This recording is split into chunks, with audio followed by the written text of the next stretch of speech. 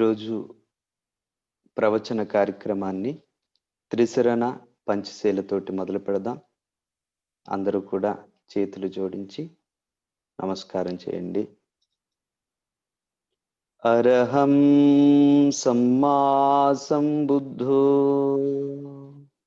భగవా బుద్ధం భగవంతం అభివాదేమి. స్వాఖ్యాతో భగవతా ధమ్మో ధమ్మం నమస్సామి. సుపటిపన్నో భగవతో సావక సంఘో సంఘం నమామి. నమో తస్స భగవతో అర్హతో సమ్మా సంబుద్ధస్స. నమో తస్స భగవతో అర్హతో సమ్మా సంబుద్ధస్స. నమో తస్స భగవతో అర్హతో సమ్మా సంబుద్ధస్స. బుద్ధం శరణం గచ్ఛామి.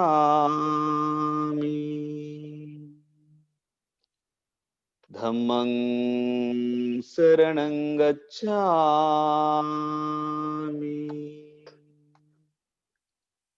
సంఘం శరణం గచ్ఛామి.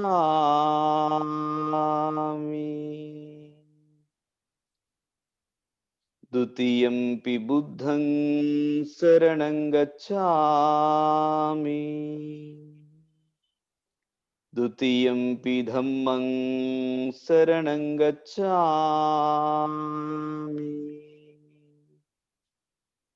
ద్వితీయంపి సంఘం శరణం గచ్ఛామి.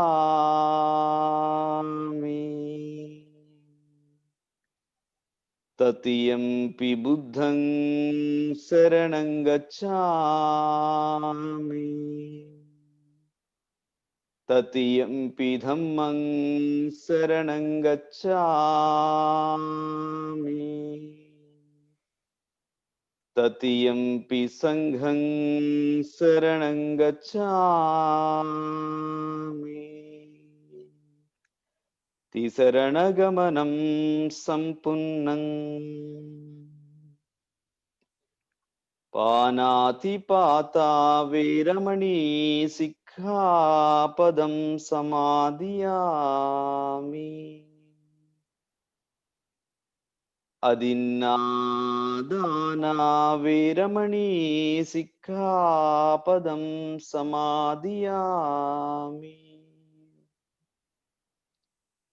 కామేషు మిచ్ఛాచారా వీరమణి సిక్ఖాపదం సమాదియామి. మూసావాదా వీరమణి సిక్ఖాపదం సమాదియామి. సురామేరయమజ్జపమాదట్టానా వీరమణి సిక్ఖాపదం సమాదియామి. తిసరణేన సద్ధిం పంచశీలం ధమ్మం సాధుకం సురక్షితం కత్వా అప్పమాదేన సంపాదేతబ్బం. సాధు సాధు సాధు. విపత్తి పటివాహాయ సబ్బ సంపత్తి సిద్ధియ సబ్బ దుఃఖం వినాశాయ సబ్బ భయం వినాశాయ సబ్బ రోగం వినాశాయ భవేదీగాయుకదాయకం.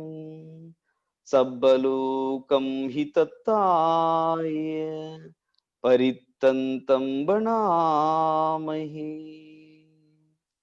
సమంతాచ్చకవాలేషు అత్ర గచ్చంతు దేవత సద్ధమ్మం మునిరాజస్స సునంతు సగ్గమొక్కదం ధమ్మస్సవనకాలో అయం భదంతా ధమ్మస్సవనకాలో అయం భదంతా ధమ్మస్సవనకాలో అయం భదంతా నమో తస్స భగవతో అర్హతో సమ్మా సంబుదస్స నమో తస్స భగవతో అర్హతో సమ్మా సంబుదస్స నమో తస్స భగవతో అర్హతో సమ్మా సంబుదస్స ఏ సంతా సంత చిత్తాతి శరణ శరణాయత్త లోకంతరేవ భుమ్మా భుమ్మా చ దేవా గుణగణ గహన వ్యావట సబ్బకాలం ఏతే ఆయంతు దేవతావర కనకమయే మేరు రాజేవ సంతో సంతో సంతోష హేతుం మునివరవచనం సూతుమగ్గం సమగ్గం సబ్బేషు చక్కవాలేషు యక్ఖాదేవాచ బ్రహ్మణో యమ్మేహి కథం పుణ్యం సబ్బ సంపత్తి సాధకం సబ్బేతం అనుమోదిత్వా సమగ్గా శాసనేరత పమాదరహితా హంతు ఆరక్కాసు విశేషతో శాసనస్స చ లోకస్స ఉడ్డీభవతు సబ్బదా శాసనంపి చ లోకంచ దేవారక్కంతు సబ్బదా సద్దిం హంతు సుఖీ సబ్బే పరివారైః అత్తనో అనేకా సుమనా హంతు సహసబ్బైః జ్ఞాతిభిః దేవో వస్సతు కాలేన సస్స సంపత్తి సిద్ధియా పీతో భవతు లోకో చ రాజా భవతు ధమ్మికో.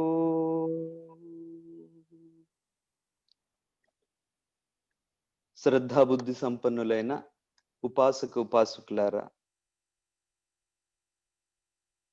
మనందరికీ తెలిసినదే బుద్ధ భగవాన్ల వారు మనకి జీవన విధానంగా అరియ అష్టాంగ మార్గాన్ని ఇవ్వడం జరిగింది. సమ్యక్ దృష్టి, సమ్యక్ సంకల్ప, సమ్యక్ వాచ, సమ్యక్ కమ్మంత, సమ్యక్ ఆజీవ, సమ్యక్ వ్యాయామ, సమ్యక్ సతి, సమ్యక్ సమాధి. ఈ 8 అంగాల్లో సమ్యక్ వాచ, సమ్యక్ కమ్మంత, సమ్యక్ ఆజీవ, సమ్యక్ వ్యాయామ, ఈ 4 కూడా శీలాచరణకు సంబంధించినది. తరువాత సమ్యక్ సతి, సమ్యక్ సమాధి, ఇది సమాధి అంటే ఏకాగ్రతకు సంబంధించినది. అదేవిధంగా సమ్యక్ దృష్టి, సమ్యక్ సంకల్ప ప్రజ్ఞకు సంబంధించినది. బౌద్ధులుగా మనం సాధించవలసింది ప్రజ్ఞ. ప్రజ్ఞ అంటే సమ్యక్ దృష్టిని, సమ్యక్ సంకల్పాన్ని సాధించడమే ప్రజ్ఞ. ప్రజ్ఞను సాధించాలి అంటే ఏకాగ్రతను మనం సాధించాలి, సతిని మనం సాధించాలి. అంటే మానవుడు తనలో ఉన్నటువంటి మనస్సును గుర్తించాలి. మైండ్ఫుల్నెస్ అండ్ కాన్సన్ట్రేషన్, ఈ 2 కూడా మనస్సుకు సంబంధించినవి. తనలో ఉన్నటువంటి మనసును గుర్తించాలి అంటే మానవుడు తప్పనిసరిగా శీలాచరణ అనేది చేయాలి. శీలాచరణ చేయకుండా మానవుడు తనలో ఉన్నటువంటి మనస్సును గుర్తించలేడు. కనుకనే బౌద్ధ జీవన విధానంలో, జీవన మార్గంలో శీలాచరణ ముఖ్యమైనది. ఆ శీలాచరణలో భాగంగా అరియ అష్టాంగ మార్గంలో సమ్యక్ వాచ, సమ్యక్ కమ్మంత, సమ్యక్ ఆజీవ, సమ్యక్ వ్యాయామ, ఈ 4 ఉంటాయి. ఈ విధంగా ఈ అరియ అష్టాంగ మార్గం ద్వారా మనం ప్రజ్ఞని సాధిస్తాం. ప్రజ్ఞని సాధించడం అంటే సమ్యక్ దృష్టిని, సమ్యక్ సంకల్పాన్ని సాధించటం. ఆ విధంగా బౌద్ధ జీవన విధానం యొక్క ఒకానొక ముఖ్యోద్దేశం ఏమిటి అంటే సమ్యక్ దృష్టిని మానవుడు సాధించాలి. సమ్యక్ దృష్టిని మానవుడు సాధించినట్లయితే ప్రజ్ఞని సాధించగలుగుతాడు. అదేవిధంగా మానవుని యొక్క జీవితం సుసంపన్నం అవుతుంది. ఈ కోణంలో మనం చూసినట్లయితే బౌద్ధం ఈ అరియ అష్టాంగ మార్గం యొక్క ఒకానొక ముఖ్య ఉద్దేశం సమ్యక్ దృష్టిని సాధించటం, రైట్ వ్యూ. సమ్యక్ దృష్టిని మనం సాధించాలి అన్న, సమ్యక్ దృష్టిని సాధించే విధంగా ప్రజలను చైతన్యవంతుల్ని చేయాలి అన్న, ముందుగా మనం మిథ్యా దృక్పథాలను విడనాడాలి. మిథ్యా దృక్పథాలను విడనాడి సమ్యక్ దృక్పథాలను పెంపొందించుకునేటువంటి జీవన విధానాన్ని మనం త్రికరణ శుద్ధిగా మనం ఆచరించాలి. బుద్ధ భగవాన్ల వారు అనేక సూత్రాలలో ఈ ధమ్మ మార్గాన్ని ఆచరించాలి అనుకునేవారు. అదేవిధంగా ఎవరైతే మిథ్యా దృక్పథాలను విడిచిపెడతారో వారు మాత్రమే ఈ ధమ్మ మార్గాన్ని ఆచరించగలుగుతారు అని చెప్పడం జరిగింది. ఈ ధమ్మ మార్గాన్ని ఆచరించాలి అంటే తప్పనిసరిగా మిథ్యా దృక్పథాలను విడిచిపెట్టాలి. ఏ రకమైనటువంటి మిథ్యా దృక్పథాలను విడిచిపెట్టాలి అన్నట్లయితే అని మనం పరిశీలించినట్లయితే పాళి త్రిపిటకాల్లో వివిధ సూత్రాల్లో మనకి స్పష్టంగా బుద్ధ భగవాన్ల వారు మనకి తెలియచేయటం జరుగుతుంది. బుద్ధ భగవాన్ల వారు ఎవరైనా ఆయన్ని ఒక ప్రశ్నను అడిగినప్పుడు దానికి ఆయన 4 రకాలుగా సమాధానం చెప్పేవారు. మొదటిది ఏంటి అంటే సమాధానం విశ్లేషణాత్మకమైనటువంటి సమాధానం ఇచ్చేవారు. రెండవది అంటే కేటగరికల్ ఆన్సర్, రెండవది అనలైటికల్ ఆన్సర్, మూడవది కౌంటర్ క్వశ్చన్ అంటే ఎవరైనా ప్రశ్నను అడిగితే ఆయన తిరిగి ప్రశ్నించేవారు. నాలుగవది ఏంటి అంటే తపనీయ అంటే ఆయన కొన్ని రకాలైనటువంటి ప్రశ్నలను ఆయన సింపుల్ గా పుట్ అసైడ్ అంటే పక్కకి పెట్టేసేవారు. ఆయన ఎటువంటి ప్రశ్నలకి సమాధానం చెప్పేవారు కాదు, ఎటువంటి ప్రశ్నలను ఆయన ఎంటర్టైన్ చేసేవారు కాదు. అవే అవ్యాకృత ధర్మాలు. వీటిని ప్రతి బౌద్ధుడు బౌద్ధ ధమ్మాన్ని ఆచరించాలనుకునేవారు, బౌద్ధ ధమ్మాన్ని ప్రచారం చేయాలనుకునేవారు, బౌద్ధం గురించి చెప్పాలనుకునేవారు ప్రబోధకులు, వీరందరూ కూడా వీటి గురించి తప్పనిసరిగా ఈ అవ్యాకృత ధర్మాల గురించి తప్పనిసరిగా తెలుసుకోవాలి. ఈ అవ్యాకృత ధర్మాలు ఏవైతే ఉన్నాయో ఇవి these are the fundamental speculative views. వీటి నుండే అనేక రకాలైనటువంటి స్పెక్యులేటివ్ వ్యూస్ అనేవి రావడం జరిగింది. These are the fundamental speculative as well as fundamental wrong views. అందువల్ల బుద్ధ భగవాన్ల వారు వీటిని ఎంటర్టైన్ చేసేవారు కాదు, తన యొక్క శిష్యులను కూడా ఎంటర్టైన్ చేయనిచ్చేవారు కాదు. ఈ అవ్యాకృత ధర్మాల గురించి చర్చించేవారు కాదు, చర్చించనిచ్చేవారు కాదు.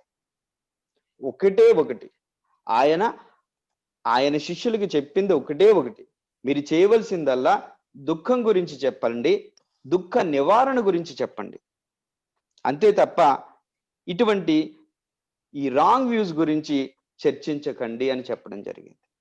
ఈ రాంగ్ వ్యూస్ ఏంటి అంటే 10 రకాలైనటువంటి ఈ మిథ్యా దృక్పథాల గురించి బుద్ధ భగవాన్ల వారు స్పెక్యులేటివ్ వ్యూస్ గురించి చెప్తారు.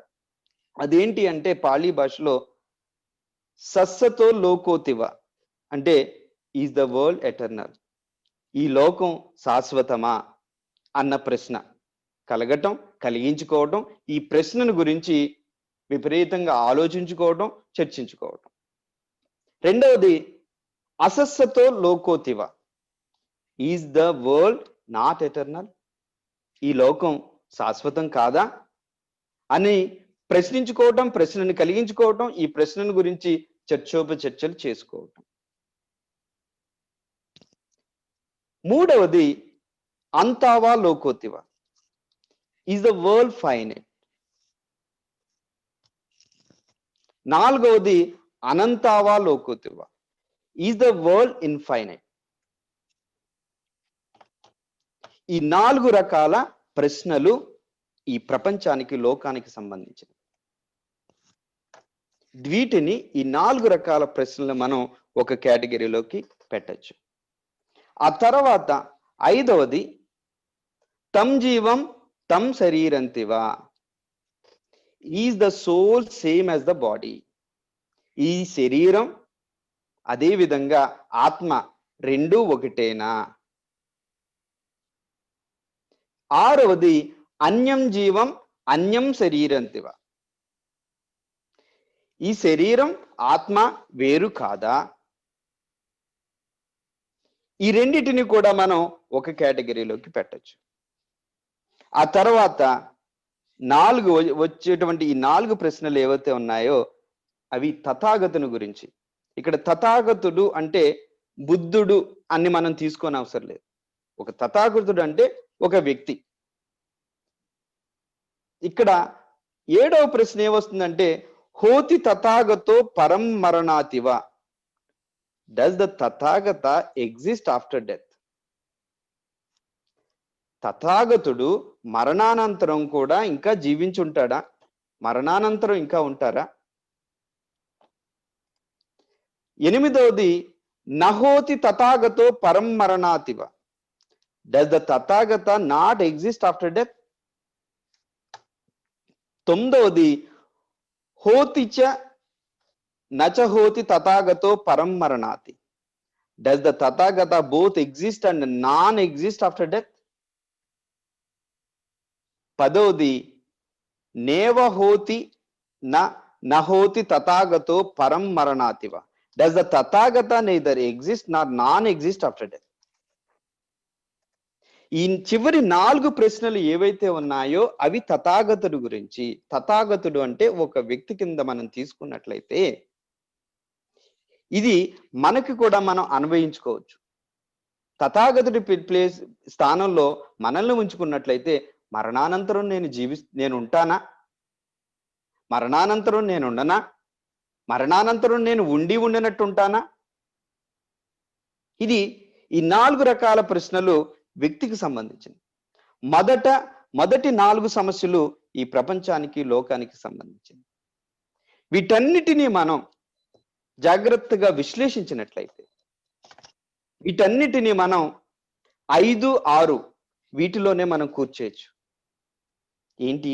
తం జీవం తం శరీరంతివా, is the soul same as the body.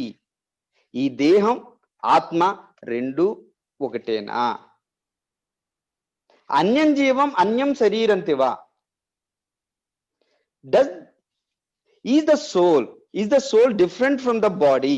అంటే ఈ ఆత్మ ఈ శరీరం రెండు వేరా.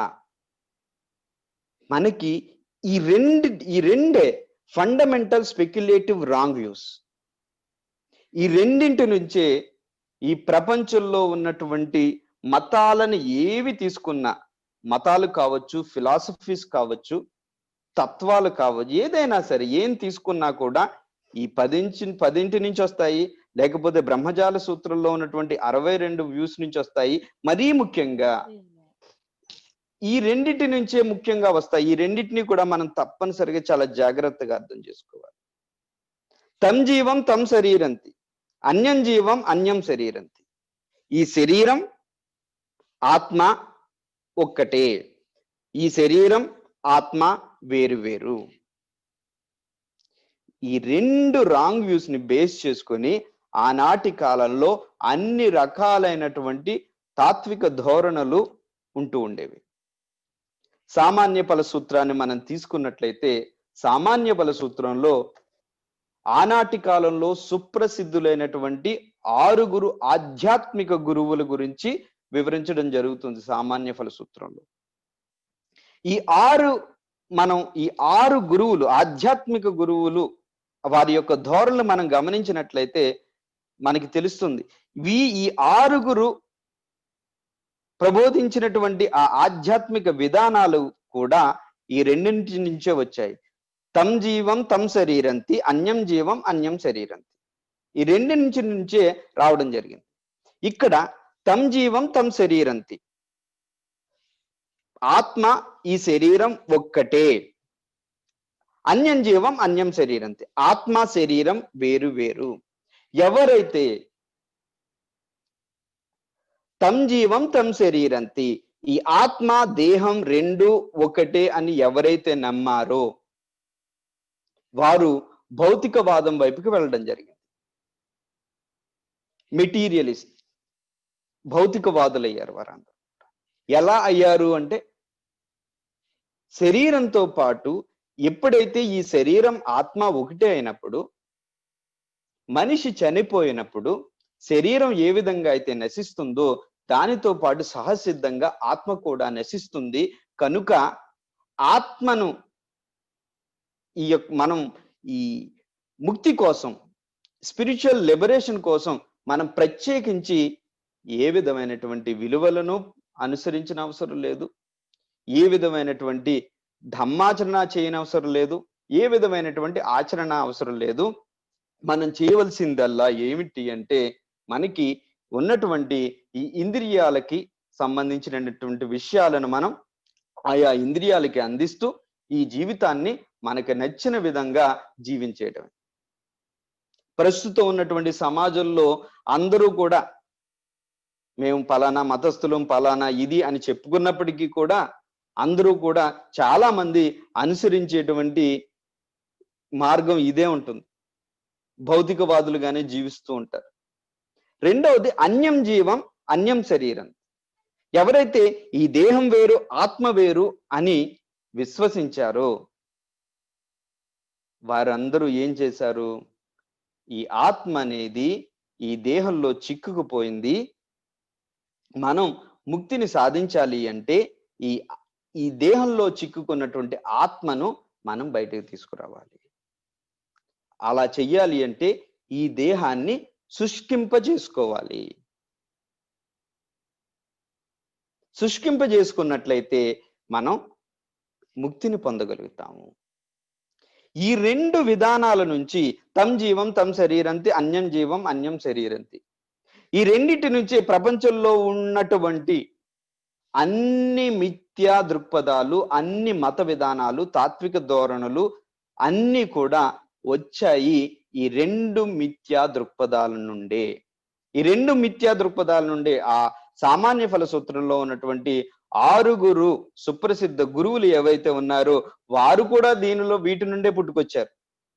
పురాణ కశ్యప న్యాచురల్ డిటర్మినిస్ట్, ఆయన ఈ తలరాతని నమ్మేవాడు. అతను మక్కలి గోశాల థియిస్ట్, అంటే ఈశ్వర నిర్మితవాదం, అంటే ఇదంతా దీని సృష్టికర్త, దీని అందరినీ కూడా దేవుడు నిర్మించాడు, ఈ థియిస్ట్ ఆయన. ఆ తర్వాత అజిత కేసు కంబలి మెటీరియలిస్ట్, పగ్గుద కాచ్యాయన అతను ఒక కేటగిరిలిస్ట్. ఆ తర్వాత సంజయ్ వెల్లత్త పుత్త స్కెప్టిక్ ఆయన. ఆ తర్వాత నిఘంటనాథ పుత్త రిలేటివిస్ట్. మనం ఇక్కడ ముఖ్యంగా మనం తెలుసుకోవాల్సింది ఏంటంటే, బుద్ధ భగవానుల వారు వీరందరినీ కూడా రిజెక్ట్ చేశారు. వీరందరినీ కూడా బుద్ధ భగవానుల వారు రిజెక్ట్ చేశారు. థియిస్ట్ వాళ్ళని రిజెక్ట్ చేశారు, మెటీరియలిస్ట్ వారిని రిజెక్ట్ చేశారు, న్యాచురల్ డిటర్మినిస్ట్ అయినటువంటి పురాణ కశ్యపుడు అతన్ని కూడా ఆయన రిజెక్ట్ చేయడం జరిగింది. వీరందరినీ కూడా ఆయన రిజెక్ట్ చేయడం జరిగింది. ఎందువల్ల రిజెక్ట్ చేశారు అంటే, ఈ రెండింటి నుంచే వచ్చారు వీరందరూ కూడా తం జీవం తం శరీరంతి, అన్యం జీవం అన్యం శరీరంతి. ఇక్కడ ఇంకొక విషయం ఏంటి అంటే, తం జీవం తం శరీరంతి, ఎవరైతే ఈ ఆత్మ శరీరం రెండు ఒకటని నమ్మారో, ఈ రెండు ఒకటే అనేటువంటి ఈ సిద్ధాంతం ఏమైంది అంటే ఉచ్ఛేదవాదానికి దారితీసింది. ఉచ్ఛేదవాదం. అదేవిధంగా అన్యం జీవం అన్యం శరీరంతి, ఇది శాశ్వతవాదానికి దారితీసింది. ఉచ్ఛేదవాదం, శాశ్వతవాదం. చాలా మంది ఏమనుకుంటారు అంటే, ఈ ఉచ్ఛేదవాదం శాశ్వతవాదం, ఈ రెండిటి మధ్యలోంచి వచ్చింది బౌద్ధం అనుకుంటారు. ఇది కూడా తప్పు. ఈ ఉచ్ఛేదవాదం శాశ్వతవాదం కాదని సంజయ్ బెల్లట్ పుత్త లాంటి వాళ్ళు ఒక స్పెక్టిక్ ఫిలాసఫీని తీసుకుని రావడం జరిగింది. బుద్ధ భగవాన్ల వారు ఆ రెండింటిని రిజెక్ట్ చేశారు. ఈ రెండింటిని రిజెక్ట్ చేస్తూ వచ్చినటువంటి ఆ స్కెప్టిక్ వ్యూను కూడా ఆయన రిజెక్ట్ చేయడం జరిగింది. వీటన్నిటినీ కూడా పక్కన పెట్టేయడం జరిగింది. పక్కన పెట్టేసి ఆయన మధ్యమ మార్గాన్ని మనకు అందించడం జరిగింది. మనం వీటిని ఇంకొక కోణంలో పరిశీలించినట్లయితే ఇవన్నీ కూడా, ఈ వ్యూస్ అన్నీ కూడా గతాన్ని తవ్వుకోవడం, లేకపోతే భవిష్యత్తులో విహరించడం, గతం గురించి లేకపోతే భవిష్యత్తు గురించి. బుద్ధిజం అంటే living in a present moment అని అంటూ ఉంటాం. Living in present moment simple గా చెప్పడం కాదు, మనం ఈ పాస్ట్ కి సంబంధించినటువంటి వ్యూస్ ని, ఈ ఫ్యూచర్ కి సంబంధించినటువంటి వ్యూస్ ని మనం, ఆ స్పెక్యులేటివ్ వ్యూస్ ని మనం విడిచిపెట్టి ప్రస్తుతంలో జీవించాలి. ఈ విధంగా బుద్ధ భగవాన్ల వారు ఈ ఈ ఈ 10 ప్రశ్నలు ఏవైతే ఉన్నాయో, నేను ముందుగా చెప్పినటువంటి ఈ 10 ప్రశ్నలను కూడా ఆయన ఎప్పుడూ కూడా ఎంటర్టైన్ చేయలేదు. అటువంటి వీటికి సంబంధించినటువంటి ప్రశ్నలను ఎవరైనా అడిగినట్లయితే ఆయన అనుసరించిన విధానం తపనీయం. He simply put aside all these questions. పక్కన పెట్టేయడం జరిగింది. ఒకానొక సందర్భంలో ఖేమ బిక్కుని కోసల రాజ్యానికి వెళ్తారు. కోసల రాజ్యానికి వెళ్ళినప్పుడు ప్రసన్నజిత్ బిక్కుని ఖేమ నుండి ప్రవచనాన్ని వినాలనుకుంటారు. వెళ్ళి ప్రవచనాన్ని వినాలనుకుని వెళ్ళి ఇటువంటి ప్రశ్నలే ఆయన సంధించడం జరుగుతుంది. సంధించినప్పుడు ఖేమ బిక్కుని ప్రసన్నజిత్ అతన్ని అడుగుతారు, ఓ రాజా, మీ సామ్రాజ్యంలో సముద్రం ఉందా? సముద్రం ఉంది. మీ సామ్రాజ్యంలో ఉన్నటువంటి సముద్రం ఉంది, ఆ సముద్రంలో ఇసుకుందా? ఇసుకుంది. మీ సామ్రాజ్యంలో సముద్రం ఉంది, ఆ సముద్రంలో ఇసుకుంది. ఆ ఇసుకని లెక్కించడానికి నువ్వు ఎవరినైనా ఒక అకౌంటెంట్ ని అపాయింట్ చేసి ఆ సముద్రంలో ఉన్నటువంటి మొత్తం ఇసుకని లెక్కించే ప్రయత్నం చేస్తావా అంటే, నేను చెయ్యను. ఎందుకు చెయ్యు? అలా చేయటం వృధా, లెక్కించడం అనేది అసాధ్యం. అదేవిధంగా ఆ సముద్రంలో ఉన్నటువంటి నీటిని ఎవరో ఒకరిని అపాయింట్ చేసి బకెట్లతోటి కొలిపిస్తావా అంటే, అది అసాధ్యం, వృధా, ఎందుకు ఉపయోగం లేనటువంటి పని అది, అందువల్ల నేను చేయను. ఆ విధంగానే ఇటువంటి ప్రశ్నల గురించి మనం చర్చించుకున్నట్లయితే వృధా ప్రయాస అవుతుంది. అదేవిధంగా మనందరికీ తెలిసిందే, బుద్ధ భగవాన్ల వారు ఒక ఉపమానం చెప్తారు. ఏంటి? ఈ విషం పూసినటువంటి బాణం ఒకరికి గుచ్చుకుంది. వెంటనే ఏం చేయాలి? ఆ బాణాన్ని తీసి మనం ఏదైనా మందు రాసి దాని నుంచి మనం బయటపడే ప్రయత్నం చేయాలి. అలా చేయకుండా మనం ఏం చేస్తున్నాం అంటే, ఆ బాణం ఎక్కడ తయారు చేశారు, ఎవరు తయారు చేశారు, తయారు చేసిన వ్యక్తి యొక్క పేరేంటి, కులం ఏంటి, గోత్రం ఏంటి, ఊరేంటి, పేరేంటి, ఆ బాణం ఏ చెక్కతో చేశారు, దాని ఏ జాతి చెట్టు అది ఏంటి, ఇవన్నీ కూడా మనం ఉంటూ ఉన్నట్లయితే మనం అక్కడ ట్రీట్మెంట్, వైద్యం అందించకుండా ఇవన్నీ కూడా మనం చర్చించుకున్నట్లయితే ఏమవుతుంది అంటే, ఆ వ్యక్తి యొక్క ప్రాణం పోతుంది. ఆ విధంగా మనం చేయవలసింది ఏంటి అంటే, ఇటువంటి చర్చించుకుంటూ వెళ్ళినట్లయితే ఇదంతా కూడా వృధా ప్రయాసే అవుతుంది. అందువల్ల వీటి గురించి చర్చించుకోవడం వల్ల వృధా ప్రయాస అవుతుంది. మనం పొందినటువంటి మానవ జన్మ వృధా అయిపోతుంది. ఈ యొక్క స్పెక్యులేటివ్ వ్యూస్ ని, రాంగ్ వ్యూస్ ని పక్కన పెట్టడం వల్ల ఏం జరుగుతుంది? మనకి మన సమయం ఆదా అవుతుంది. మన యొక్క ఈ శక్తి సామర్థ్యాలు కూడా ఆదా అవ్వడం జరుగుతుంది. తద్వారా మనం మరింత ఈ ధమ్మాచరణలో మనం ఒక ధమ్మం వైపు మరింత ముందుకు వెళ్ళేటువంటి ఆస్కారం ఉంటుంది. అదేవిధంగా మనం నేను ఇందాక చెప్పినట్లు ఈ ఈ అన్ని రకాల ఈ ప్రపంచంలో ఉండేటువంటి మిథ్యా దృక్పథాలన్నీ కూడా తమ్ జీవం తమ్ శరీరంతే, అన్యం జీవం అన్యం శరీరంతే, ఈ రెండింటి నుంచే పుడుతూ ఉంటాయి. ఏ రకమైనటువంటి మిథ్యా దృక్పథం అయినప్పటికీ కూడా ఇక్కడ ఏంటి మనకి మనకి క్లియర్ గా తెలిసిపోతుంది. ఏంటి? తమ్ జీవం తమ్ శరీరంతే, అన్యం జీవం అన్యం శరీరంతే. జీవం అంటే ఇక్కడ ఆత్మ. ఆత్మ అనేది ఒక ఒక కల్పితమైనటువంటిది. ఇది నిజంగా ఆత్మ అనేది లేనే లేదు. దీని గురించి మనం ఒక కల్పితమైనటువంటి దాని గురించి మనం చర్చించుకుంటూ వెళ్తున్నట్లయితే ఈ ఆత్మ అనేది ఒక అజ్ఞానం గురించి మనం చర్చోపచర్చలు చేసుకుంటూ వెళ్ళినట్లయితే ఇంకా మరింత అజ్ఞానంలోకి వెళుతూ ఉంటాడు మానవుడు. అందువల్ల బుద్ధ భగవాన్ల వారు ఏం చేశారు?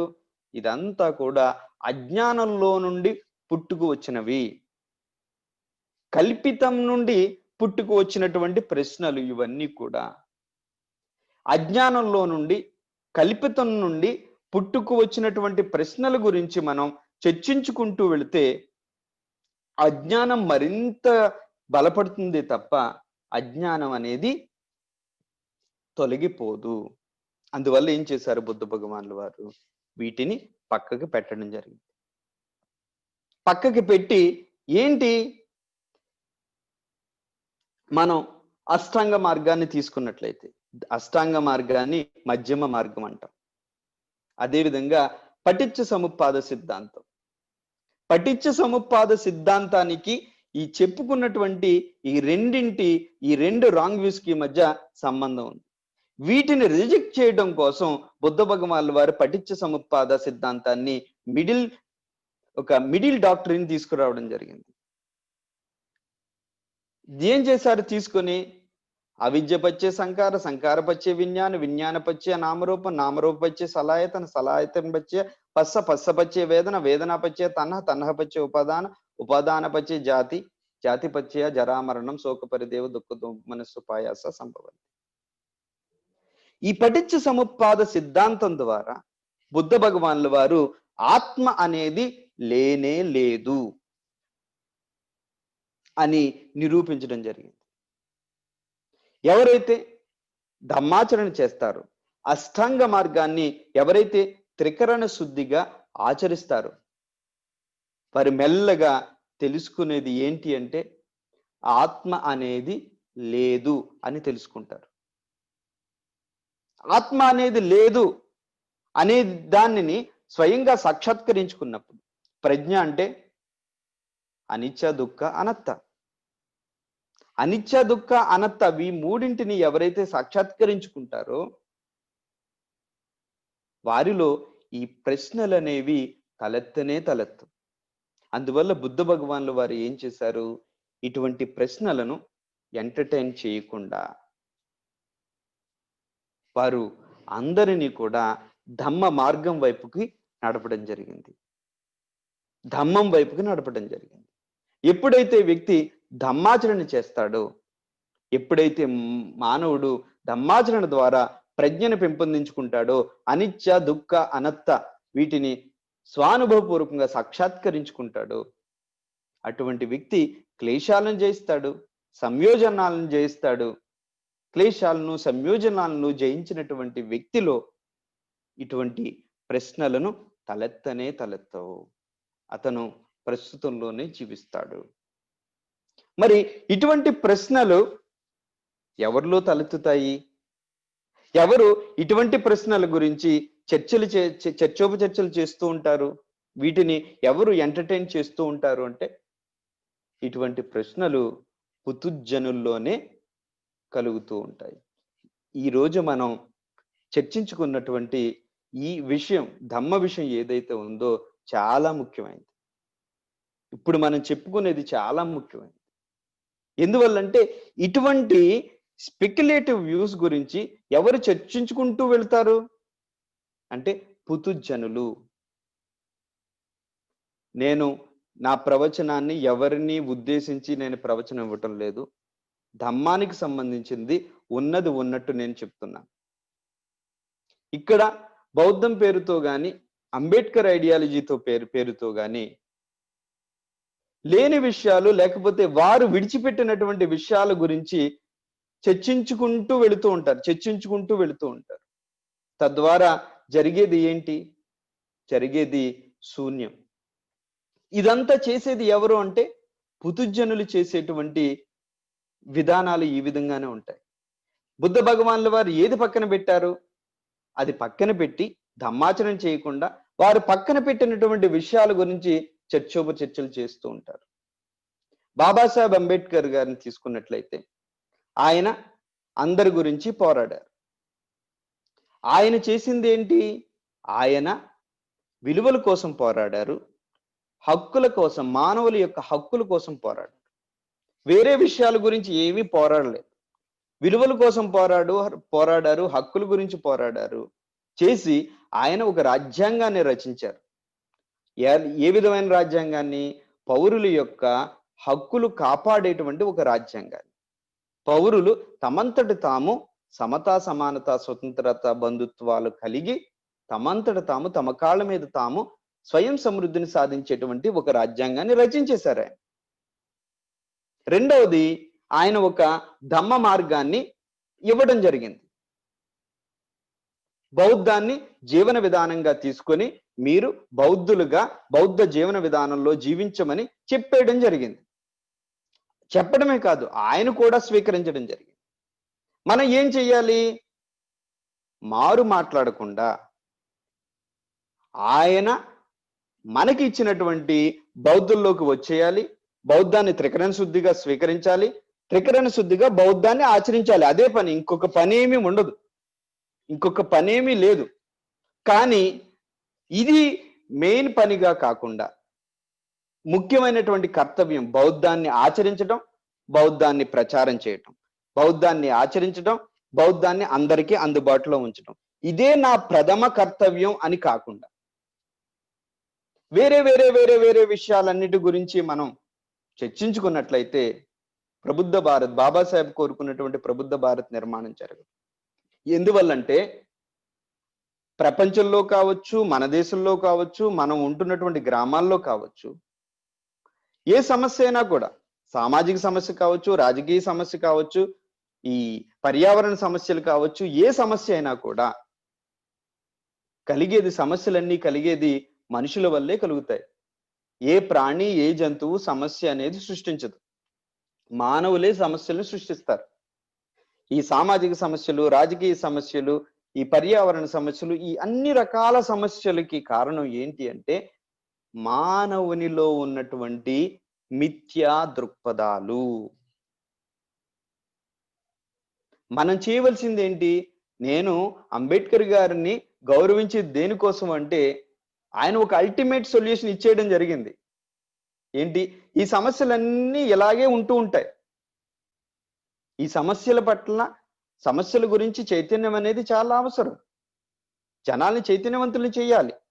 మరీ ముఖ్యంగా ధమ్మాచరణ ద్వారా మనం వ్యక్తులు ఆ మిథ్యా దృక్పథాల నుండి బయటకు వచ్చేటువంటి ఈ విధానాన్ని కూడా అందించాలి, మనం కూడా ఆచరించాలి. అలా జరగనప్పుడు ఏమవుతుంది అంటే చర్చోపచర్చలు జరుగుతూ ఉంటాయి. ఆయన అందించినటువంటి విలువలు కావచ్చు, హక్కులు కావచ్చు, రాజ్యాంగం కావచ్చు, అవన్నీ కూడా ఇబ్బందులకు గురవుతూ ఉంటాయి. ఆయన కోరుకున్నటువంటి లక్ష్య సాధన అనేది జరగకుండా పోతుంది. బుద్ధ భగవాన్ల వారు ఇటువంటి ప్రశ్నలు ఏదైతే ఉన్నాయో, మనం 10 రకాల ప్రశ్నల గురించి మనం చెప్పుకున్నాం. ఈ 10 రకాల ప్రశ్నల గురించి ఎవరు ఇవన్నీ కూడా చర్చిస్తూ ఉంటారు? పుతుజనుడు. పురాణ కశ్యప, మక్కలి గోశాల, అజితకేశ కంబలి, పకుత కాత్యాయన, సంజయ్ వెల్లట్టి పుత్త, నిఘంటనాథ పుత్త, వీరందరూ కూడా పుతుజనులే.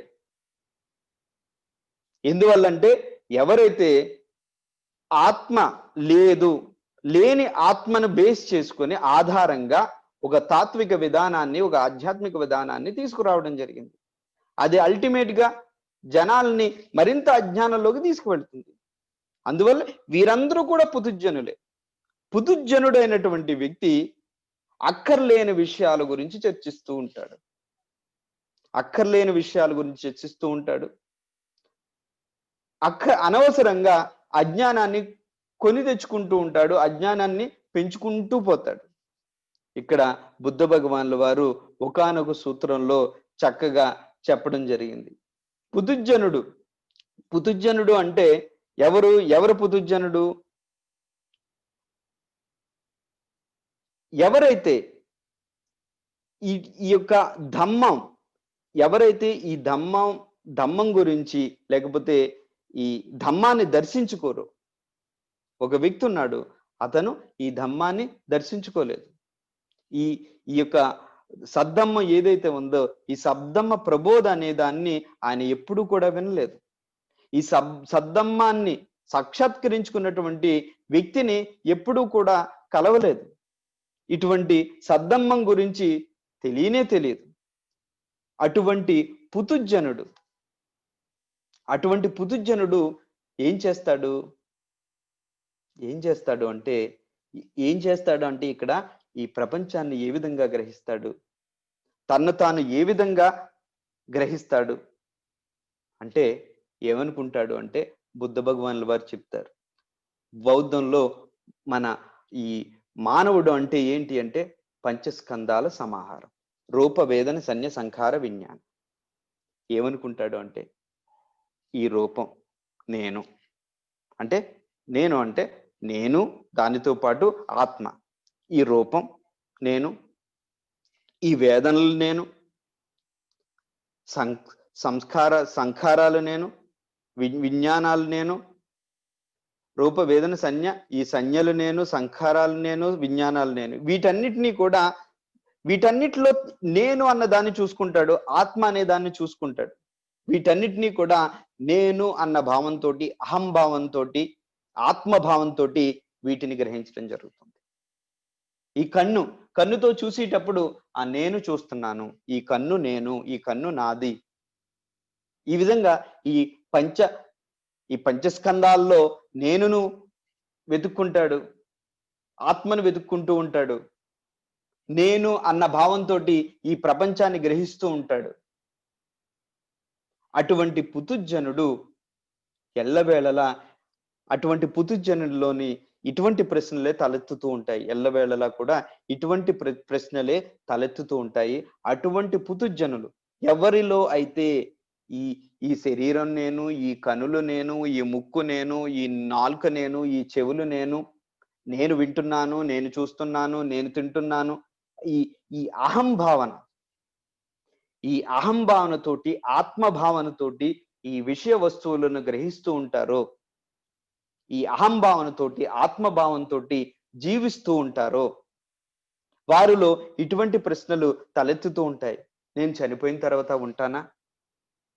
చనిపోయిన తర్వాత నేనేమవుతాను? ఇటువంటి ప్రశ్నలన్నీ కూడా తలెత్తుతూ ఉంటాయి. నన్ను సృష్టించింది ఎవరు? ఇటువంటి ప్రశ్నలన్నీ కూడా తలెత్తుతూ ఉంటాయి. ఎందువల్లంటే ఈ వ్యక్తి తనలో ఉన్నటువంటి మనస్సును గుర్తించలేదు. పుతుజ్జనుడు అంటే తనలో ఉన్నటువంటి మనస్సును గుర్తించినటువంటి వ్యక్తి ఎవరైనా సరే పుతుజ్జనుడే. వీరందరూ కూడా ఏంటి? ఈ ఆత్మభావంతో తన్ను తాను గ్రహించడం జరుగుతుంది, తన చుట్టూ ఉన్నటువంటి ప్రపంచాన్ని గ్రహించడం జరుగుతుంది. అష్టాంగ మార్గం దగ్గరికి వచ్చినట్లయితే సమ్యక్ వాచ, సమ్యక్ కమ్మంత, సమ్యక్ ఆజీవ, సమ్యక్ వ్యాయామం, విలువలతో కూడినటువంటి జీవన విధానం ఎప్పుడైతే మనం తెగరాన శుద్ధిగా మనం అనుసరించే ప్రయత్నం మనం చేస్తున్నామో తప్పనిసరిగా అటువంటి వ్యక్తికి తనలో ఉన్నటువంటి మనస్సు అనేది పరిచయం అవుతుంది. సమ్యక్ సతి, సమ్యక్ సమాధి ఎప్పుడైతే, రైట్ మైండ్ఫుల్నెస్, రైట్ కాన్సన్ట్రేషన్ ఎప్పుడైతే ఉన్నాయో, అవేర్నెస్ తోటి, కాన్సన్ట్రేషన్ తోటి మనం గ్రహిస్తూ ఉన్నామో, అక్కడ ఆత్మభావనకు, నేను అన్న భావనకు చోటు ఉండదు. అప్పుడు వీడిలో ఉన్నటువంటి మిథ్యా దృక్పథాలు సరిచేయబడతాయి, మిథ్యా సంకల్పాలు సరిచేయబడతాయి. అలా కాకుండా పుతుజ్జనుడు ఇటువంటి సద్ధమ్మ బోధ విననటువంటి పుతుజ్జనుడు, ఇటువంటి సద్ధమ్మాన్ని దర్శించుకోనటువంటి పుతుజ్జనుడు, ఇటువంటి సద్ధమ్మంలో తనను తాను ప్రతిష్ఠించుకోనటువంటి వ్యక్తి, ఇటువంటి సద్ధమ్మంలో తనను తాను ప్రతిష్ఠించుకున్నటువంటి వ్యక్తిని కలుసుకోలేనటువంటి వ్యక్తి, వారందరూ కూడా పుతుజ్జనులుగానే మిగిలిపోతూ ఉంటారు. పుతుజ్జనులుగా మిగిలిపోతూ ఉంటారు. వారు ఇటువంటి ప్రశ్నల గురించి, అక్కరలేనటువంటి విషయాల గురించి చర్చోపచర్చలు చేస్తూ ఉంటారు. మనం ఉదాహరణకి మనం తీసుకున్నట్లయితే చాలా మంది సోషల్ మూమెంట్స్ లో ఉంటూ ఉంటారు. బయట చర్చోపచర్చలు చేసేస్తూ ఉంటారు. బయట చేసేటువంటి చర్చోపచర్చలు ఇంట్లో చేస్తారా? ఇంట్లో ఉన్నటువంటి పిల్లలకి చూసేదేంటి? ఇంట్లో ఉన్నటువంటి తన భార్య బిడ్డల గురించి ఏం చేస్తారు? ఈ చర్చోపచర్చలు వాళ్ళతోటి చేస్తూ కూర్చుంటారా? కాదు. వాళ్ళకి కావలసినటువంటి వసతి చూస్తారు, వాళ్ళకి కావలసినటువంటి ఆహారం చూస్తారు, వాళ్ళకి కావలసినటువంటి సదుపాయాలు చూస్తారు, వాళ్ళకి పిల్లలకు కావలసినటువంటి ఎడ్యుకేషన్ ప్రొవైడ్ చేస్తారు, ఇల్లు కడతారు, కారు కొంటారు, పొలం చూస్తారు, ఆస్తిపాస్తులు కూడబెట్టిస్తారు. కానీ బయటికి వెళ్ళి ఏం చేస్తారు? వేరే వేరే విషయాల గురించి చర్చోపచర్చలు చేస్తూ ఉంటారు.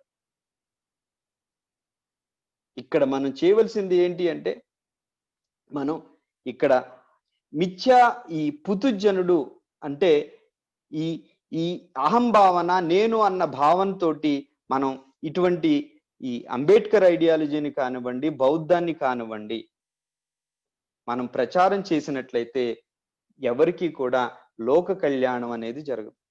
చరత బిక్కవే చారకం, బహుజన హితాయ బహుజన సుఖాయ, హితం అనేది చేకూరదు. మనం ఈ బౌద్ధాన్ని ప్రచారం చేయాలి అన్నా, అంబేద్కర్ ఐడియాలజీని మనం ప్రచారం చేయాలి అన్నా ముందు మనలో పరివర్తన రావాలి. పుతుజ్జనుడు స్థాయి నుండి మనం బయటకు వచ్చేసేయాలి. మనలో ఉన్నటువంటి మిథ్యా దృక్పథాలని మనం బయటపడాలి. ఏం చెయ్యాలి అంటే, ఇప్పుడు మనం కుటుంబ సభ్యులకి కావలసినటువంటి మౌలిక సదుపాయాల గురించి మనం చూస్తూ ఉంటాం. బయట వారికి వచ్చేసేటప్పటికి నోటితోటి మాటలు చెప్తూ ఉంటాం. మనం చేయవలసింది ఏంటి? వాళ్ళకి కూడా మనల్ని మనం ఏ విధంగా ప్రేమించుకుంటున్నామో, మన బిడ్డల్ని మనం ఏ విధంగా ప్రేమించుకుంటున్నామో ఆ విధంగానే మన తోటి వారిని కూడా మనం ప్రేమించాలి. ఆ విధంగా దాని నుండి మనం బయటికి రావాలి. ఇక్కడ పుతుజ్జనుడు అంటే ఏంటి అంటే, బుద్ధ భగవాన్ల వారు ఇక్కడ పుతుజ్జనుడు అంటే ఈ ధమ్మాన్ని ఎవరైతే అర్థం చేసుకోలేదో, ధమ్మాన్ని దర్శించుకోలేదో, ధమ్మాన్ని దర్శించుకున్నటువంటి వ్యక్తులను దర్శించుకోలేదో వీరందరూ కూడా పుతుజ్జనులు. కానీ మనం పుగ్గల పన్యత్తి అనేటువంటి పుస్తకం ఉంటుంది. పుగ్గల పన్యత్తి పుస్తకం ప్రకారం పుతుజ్జనుడు అంటే ఏంటి అంటే, పుతుజ్జన is one who has neither got rid of the first 3 samyojanas nor applied himself to get rid of them. అంటే ఇక్కడ ఈ పుతుజ్జనుడు అంటే ఏంటి అంటే, మనకి సంయోజనాలు అనేవి ఉన్నాయి, 10 సంయోజనాలు. ఈ 10 సంయోజనాల్లో ఈ మొదటి 3 ఎవరైతే జయిస్తారో వాడు పుతుజ్జనుడు కాదు. కనీసం వాటిని జయించేటువంటి మార్గంలో ఉండాలి. అటువంటి వ్యక్తి కూడా పుతుజ్జనుడు కాదు. వాటిని జయించేటువంటి మార్గంలో ఉండాలి. కాదు, ఈ 3 జయించలేదు, జయించే మార్గంలో కూడా లేడు, వాడు పుతుజ్జనుడుగానే మిగిలిపోతాడు. అటువంటి వ్యక్తి బౌద్ధం పేరుతో మాట్లాడినా, బాబాసాహెబ్ అంబేద్కర్ ఐడియాలజీ పేరుతో మాట్లాడినా కూడా అతనిలోనే అవిద్య పెరుగుతుంది. అతని ద్వారా ఇతరుల్లో అవిద్య అనేది ఇగ్నోరెన్స్ అనేది పెరుగుతూ పోతుంది. ఇక్కడ మనం చేయవలసింది ఏంటి అంటే, ప్రతి బౌద్ధుడు కూడా ముందుగా తప్పనిసరిగా మనం ఈ మొదటి 3 సంయోజనాల నుండి బయటపడాలి. ఇక్కడ మనం చెప్పుకున్నటువంటి ఆ 6 సుప్రసిద్ధ గురువులు, బుద్ధ భగవాన్ల వారి కాలంలో నాటి 6 సుప్రసిద్ధ గురువులు కూడా పుతుజ్జనులే. ఎందువల్లంటే వారు ప్రబోధించినటువంటి ఆ తాత్విక ధోరణులు అవన్నీ కూడా ఆత్మభావన ఆధారంగా ఉన్నాయి. వారు కూడా పుతుజ్జనులే. అందువల్ల వారందరూ కూడా ఇటువంటి స్పెక్యులేటివ్ వ్యూస్, రాంగ్ వ్యూ చుట్టూనే వారు తిరిగారు. మనం దాని నుండి బయటకు పడాలి అంటే మనం పుతుజ్జనుడు కాకూడదు. పుతుజ్జనుడు కాకుండా ఉండాలి అంటే మనం చేయవలసింది సక్కాయదిట్టి, విచికిచ్చ, శీలబత పరమాస. ఈ మూడింటి నుండి బయటపడాలి. ఈ మూడింటి నుండి బయటపడాలి. ఈ మూడింటి నుండి బయటపడినటువంటి వ్యక్తుల ద్వారా బౌద్ధ ధమ్మ ప్రచారం అనేది జరగాలి. అంబేద్కర్ ఆలోచన విధానం గురించి ప్రచారం జరగాలి. ఈ మూడు ఏంటి? సక్కాయదిట్టి, విచికిచ్చ, శీలబత పరమాస. సక్కాయదిట్టి, నేను అన్న భావన అనేది ఉండకూడదు. నేను అన్న అహంభావన, అహంకారం, ఈగోసెంట్రిక్ యాటిట్యూడ్ ని విడిచిపెట్టాలి. విచికిచ్చ, ధమ్మం పట్ల త్రికరణ శుద్ధితో కూడినటువంటి శ్రద్ధ, నమ్మకం కలిగి ఉండాలి. ఏ విధమైనటువంటి సంకోచం ఉండరాదు. శీలబద్ధ పరమాస, కర్మకాండలు, మూఢ విశ్వాసాలు, ఆర్భాటాలు, హంగు వీటిన్నింటి నుండి బయటకు రావాలి. ఈ మొదటి మూడింటి నుండి బయటపడనటువంటి వ్యక్తులను మనం అంటాం పుతుజ్జనులు అంటూ ఉంటాం. ఈ పుతుజ్జనులు ఎంతసేపు కూడా ఈ మిథ్యా దృక్పథాలు గురించి చర్చలు చేస్తూ ఉంటారు. ఈ స్పెక్యులేటివ్ వ్యూస్ ని స్ప్రెడ్ చేస్తూ ఉంటారు. తద్వారా వారు అజ్ఞానాన్ని కొని తెచ్చుకుంటూ ఉంటారు, అజ్ఞానాన్ని పెంపొందించుకుంటూ ఉంటారు. అదే విధంగా ఇతరుల్లో అజ్ఞానాన్ని, ఆవేశాన్ని, ఉక్రోషాన్ని, ద్వేషాన్ని, క్లేశాలను పెంచుతూ ఉంటారు. బుద్ధ భగవానుల వారు ఇది చాలా సూటిగా చెప్పడం జరిగింది. ఈ ప్రశ్నలు ఏవైతే ఉన్నాయో ఇవన్నీ కూడా అజ్ఞానం నుండి పుట్టుకొచ్చినవి. అజ్ఞానం నుండి పుట్టుకు వచ్చినటువంటి ప్రశ్నలకు సమాధానం ఇచ్చుకుంటూ వెళితే అజ్ఞానం మరింతగా పెరిగిపోతుందే తప్ప తగ్గనే తగ్గదు. ఈ దేవుడు, సృష్టికర్త, ఈశ్వర నిర్మితవాదం, కాన్సెప్ట్ ఆఫ్ క్రియేటర్ గాడ్, ఇవన్నీ కూడా మిథ్యా దృక్పథాలే. వాటన్నిటి గురించి బుద్ధ భగవానుల వారు చాలా సింపుల్ గా పక్కకు పెట్టేయడం జరిగింది. పక్కకు పెట్టి మనం ఏం చెయ్యాలి? అది చెయ్యాలి. ఏం చెయ్యాలి?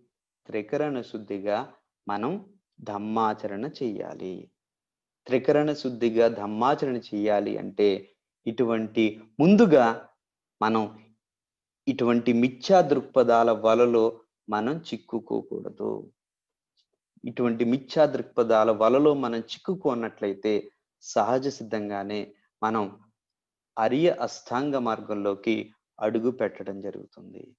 అందువల్ల శ్రద్ధాబుద్ధి సంపన్నులైనటువంటి ఉపాసకులందరూ కూడా తప్పనిసరిగా ఈ అనాన్సర్డ్ క్వశ్చన్స్, అవ్యాకృత ధర్మాల గురించి మీరందరూ కూడా మరింతగా అధ్యయనం చేయాలని కోరుకుంటున్నాను. ఈ అవ్యాకృత ధర్మాలు వీటిని మనం అధ్యయనం చేసుకుంటూ వెళ్ళినట్లయితే అనేక విషయాలు మనకి తెలియటం జరుగుతుంది. బాబాసాహెబ్ అంబేద్కర్ గారు అందించినటువంటి 22 ప్రతిజ్ఞలకు కూడా మూలాలు ఇక్కడే ఉంటాయి.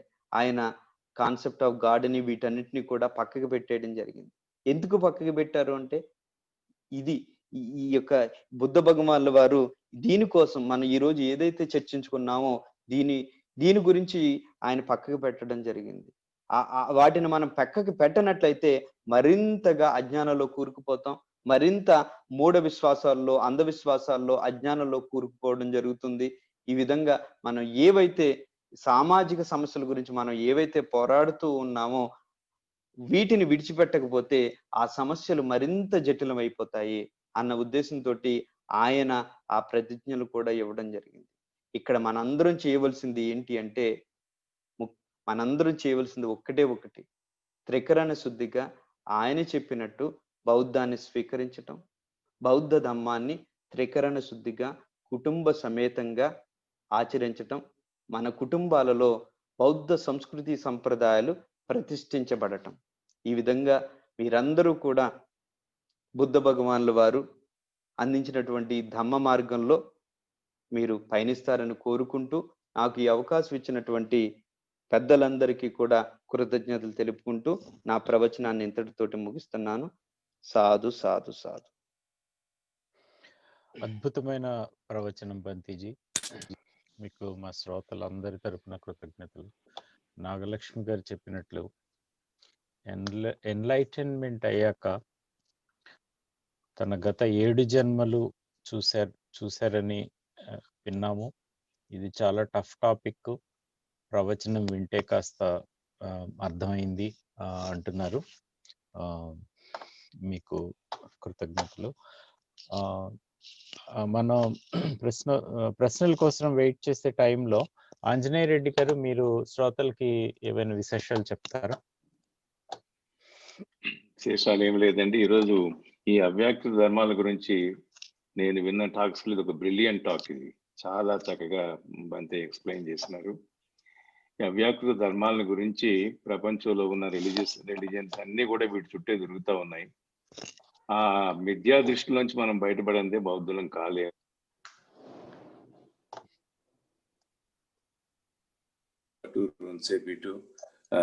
దేవుడు ఉన్నాడు, లేడు, ఉంటే ఉండొచ్చు, లేకపోతే లేదు. బుద్ధుడు కూడా లేడని చెప్పలేదు, ఆయన ఊరికే ఉన్నాడు. ఇవన్నీ కరెక్ట్ కాదండి. ఇవన్నీ బుద్ధుడు in no uncertain terms is rejected all these things. మనకు ఆ మైండ్ సెట్ రాందే మనం బౌద్ధంలోకి రాలేము. ఆ మైండ్ సెట్ ఏ విధంగా రావాలి, ఏ విధంగా మనం తెచ్చుకోవాలి అంటే మొదటి 3 సందాక బంతే చెప్పారే, కర్మకాండలోంచి బయటపడ్డాం, డౌట్స్ లోంచి బయటపడ్డాం. కర్మకాండ, ముఖ్యంగా కర్మకాండ, మంచి రోజు చూడడం, వాస్తు చూడడం, వ్రతాలు చేయడం, గుండు చేయించుకోవడం, టెంపుల్స్కి పోవడం, ఇవన్నీ కర్మకాండ అంటే ఇదే. ఇప్పుడు ఇంకా చండీ యాగం, ఇంకా చెత్త యాగాలన్నీ మళ్ళీ మొదలైనాయి. ఇప్పుడు ఇలాంటివి కర్మకాండాలోంచి బయటకు పడిందే కానీ బౌద్ధం మనకు అర్థం కాదు.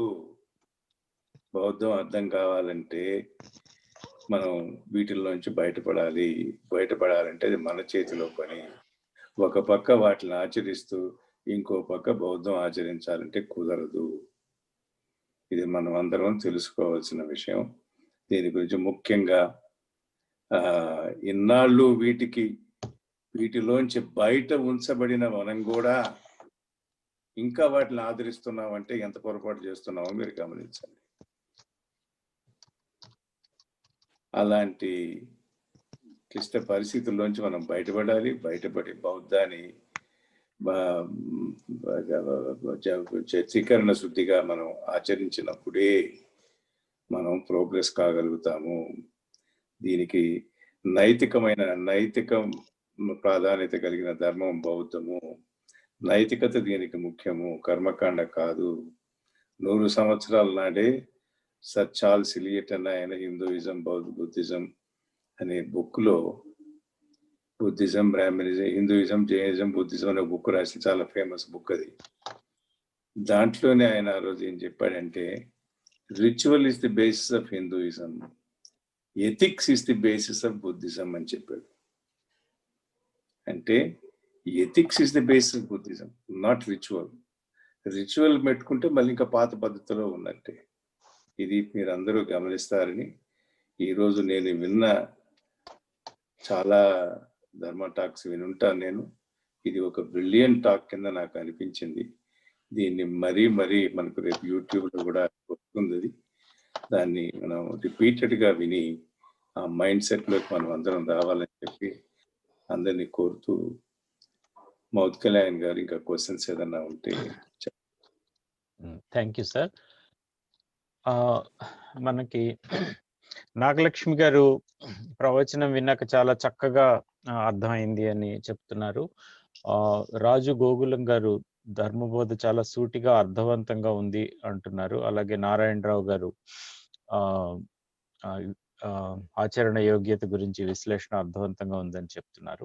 1-2 ప్రశ్నలు ఉన్నాయి బంతిజీ. సాయి కుమార్ చెల్లి గారు అడుగుతున్నారు, బ్రహ్మజాల సూక్తం గురించి కొంచెం వివరిస్తారా? ఈ బ్రహ్మజాల సూత్రంలో బుద్ధ భగవానులు వారు 62 రకాల మిథ్యా దృక్పథాల గురించి చెప్పడం జరిగిందండి. మీరు ఆ సూత్రాన్ని రెఫర్ చేసినట్లయితే ఇంగ్లీష్ లో ఉంటుందా? ఇంగ్లీష్ వెర్షన్ ఒకసారి చదవండి. చదివినట్లయితే మీకు తెలుస్తుంది. ఏ వ్యూస్ అయినప్పటికీ కూడా నేను మీకు నేను ఎసెన్స్ ఇవ్వడం జరిగింది. ఏ వ్యూస్ అయినా కూడా వీటి నుంచే పుట్టాయండి. ఒకటి, ఈ శరీరం మనస్సు రెండు ఒకటే. శరీరం ఆత్మ రెండు ఒకటే. శరీరం ఆత్మ రెండు వేరు వేరు. వీటి నుండే ఇవన్నీ కూడా పుట్టడం జరిగింది. ఈ రాంగ్ వ్యూస్ అన్ని కూడా రావడం జరిగింది.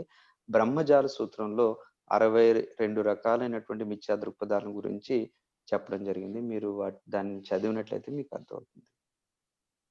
Thank you Bhanteji. మరొక ప్రశ్న సురేష్ బాబు గారు తిరుపతి నుండి అడుగుతున్నారు. సృష్టి అంటే ఏమిటి? సృష్టి ప్రకృతి ఒక్కటిగా భావించాలా? సృష్టికర్త నుంచి వచ్చిందా అని అడుగుతున్నారు. కొంచెం ఇక్కడ ఒకటేనండి. ఇది బుద్ధ భగవానుల వారు బౌద్ధ భిక్షువులందరికీ కూడా ఒకటే చెప్పడం జరిగింది. దుఃఖం దాని నిర్మూలన గురించి చెప్పడం జరిగింది. మీరు కూడా దుఃఖం దాని నిర్మూలన గురించి ప్రయత్నం చేయండి, ధర్మాచరణ చేయండి. ఆ విధంగా ధర్మాచరణ చేసినట్లయితే ఇటువంటి ప్రశ్నలు ఏమి కూడా తలెత్తవు. రాజు గారు అడుగుతున్నారు, ఈ నరనరన జీర్ణించుకున్న ఈ మిథ్యా దృష్టిలోండి బయటకు రావటం చాలా కష్టంగా ఉంది. ముఖ్యంగా కుటుంబ సమేతంగా కొంచెం సూచనలు చేయమని అడుగుతున్నారు. ఈ మిథ్యా దృక్పథం నుండి బయటపడాలి అంటే గృహస్థులు మీరు మంగళసూత్రాన్ని కొద్ది అధ్యయనం చేయండి. మంగళసూత్రంలో 38 రకాలైనటువంటి మంగళ కార్యాల గురించి వివరించడం జరుగుతుంది.